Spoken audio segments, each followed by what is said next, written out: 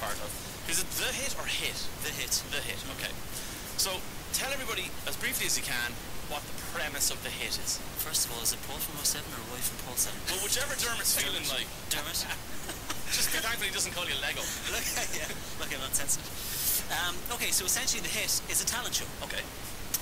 It's a talent show whereby 8 songs by 8 unknown songwriters are chosen through the help of IMRO, the Irish Music Rights Organisation, and Steve Lillywhite, the producer. He's produced The Killers and U2. Yeah. And enter into the mix 2 established songwriters or artists, namely, in this case, Royseven and Brian McFadden.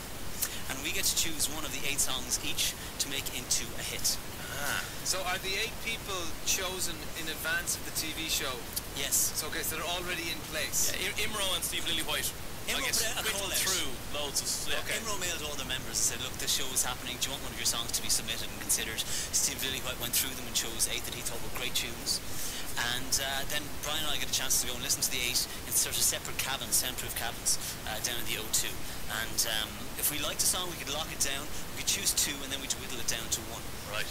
Essentially then we went off, rearranged the song, recorded it, and went to the Olympia and played it. And the songwriters didn't know which song we'd gone for. So until you started playing? Until we start playing. So you see this moment where they're like, is it our song? Wait a minute, what song is it? Is it our song? Oh my god, it's our song!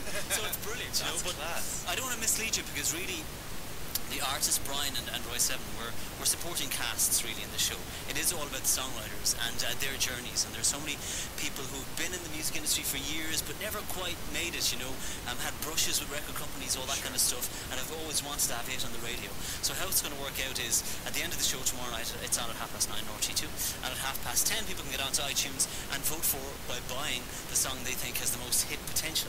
So then on Friday's Larry Gogan show, he'll announce which of the 2 songs. No, sorry, Dermot and Dave will be telling everybody. He will also Larry announce it, I'm sure. I think, no, he's too old. He won't be able to read anything out. Stop him. That's it. So anyway, the public decide which of the 2 is the hit. So is it a one-off, this show? It's a one-off. It's a broadcast pilot, yeah.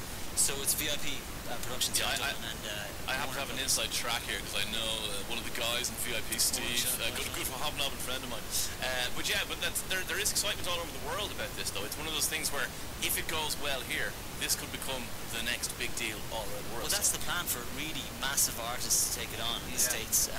And you know what? That whole TV talent show format, it's been rehashed, respun, recycled since the 90s. Yeah. But it's never been reinvented. And this is the first time that a show has come up that you think, oh, actually, this is a little bit different. And there's something to invest in, you know. There's personalities, there's learning curves, and I think people will get a lot more from it than they're doing from other talent shows. I think what I like about it is not just yet more wannabes who just want to be famous. These people have been writing songs. They are artists to some extent. They are, of course. Maybe not successful ones yet, but they are genuinely. Of which there are so many. Yeah, there's so many songwriters out there who write amazing songs, but they've no voice for it. They've no way of getting it out there. Yeah. So this is an avenue for people like that. And Steve Lillywhite chose the songs, so you know they're going to be quality. And were you impressed? I mean, be honest now, because you know you're not going to hurt anyone's feelings, but like. Was there one oh god, this is the hit, or were a few of them up there vying for? But you know, you go into the rooms and you're thinking about, well, I was thinking about the band, what will work for Royseven? There were certain songs I thought, I can't hear myself singing that. Right. It's best suited to a female voice or an R&B voice or something like that. And there were songs I definitely thought, this is perfect for us, and they're obviously the songs I went for, and from that we whittled down to 1. But are you happy with your choice now that you're delighted. Both songs that I chose were great tunes, but would it be very Royseven-y, do you think? Is there Yeah, but that's kind of part of the process, that you make it your own, you put it through your machine. Right. Like the guys who produced our last album, you know, We Should Be Lovers and No Romance and Dance, they produced this single as well. So we sent it over to Hamburg, they remixed it and sent it back to us. So it's kind of like going through our process. Yourself and Brian McFadden get on okay? Yeah, we did actually. He's a nice guy. Yeah, a really nice guy. Great singer. Oh, he's amazing. He really is, yeah. He got married a couple of days ago. Did he invite you to the wedding? Did he get not for the afters? Well, it was in Italy. It doesn't matter. Italy on the 2nd of September. He's back now. I think he's back. So hang on. So what you're saying is no, he didn't get the nod for the afters. No. He did text me and say, let's meet for pints. It's like, sure, Brian. Yeah, pints. Well, we hope your song beats his. Well, here's the thing.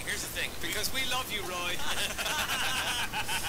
Paul, if you'll stick with us for a couple of minutes, Dermot and I have a plan. We want to hijack the hit because we think that what you've done in the show, we haven't heard your song. We know already that we can do better. Yeah. So Dermot and I, honest to God, this morning, both sat in our respective houses and wrote a pop song for you. And you're going to judge now These are your final two. Which song is going to get the Royseven treatment and be the song on the night? Is the song about me? No. No. That's over it. No, they're about things that are important to us. Come on. Cheers. Nice one. So am I looking for the hit? Yeah. Or am I looking for my favourite song? Because there's a difference, really. Both. There is a difference. I'm pretty confident mine's going to be both, Paul. Well, we're on a radio station. We're looking for a radio hit. There you go, radio hit. Okay. We're going to play them for you next. This all-important mission. 98 FM is on a